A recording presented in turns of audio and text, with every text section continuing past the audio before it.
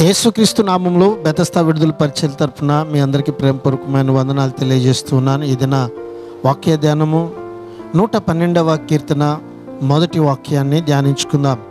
యెహోవాని స్తుతించుడి, యెహోవా యందు భయభక్తులు గలవాడు, ఆయన ఆజ్ఞలను బట్టి అధికముగా ఆనందించువాడు ధన్యుడు. దేవుడు ఈ వాక్యమును మనందరి వినికిడిలో దీవించి ఆశీర్వదించునుగాక. ఈ కీర్తన యెహోవా యొక్క నీతి న్యాయాల గురించి, ఆయన చర్యలను గురించి మాట్లాడుతున్నట్టుగా మనం గమనించగలము.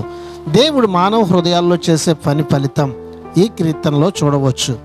దేవుని పనులన్నిటిలోకి బహుశా ఇది చాలా గొప్పది.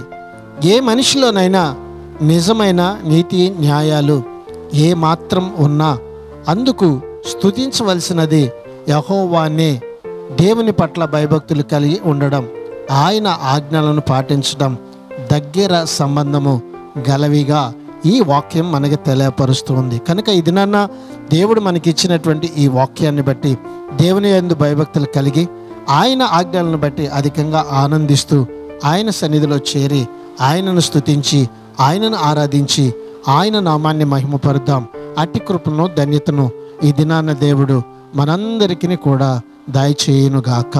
ఆమెన్. God bless you. దేవుడు మరొకసారి మిమ్మల్ని మీ కుటుంబాలను బహుగా దీవించి ఆశీర్వదించునుగాక.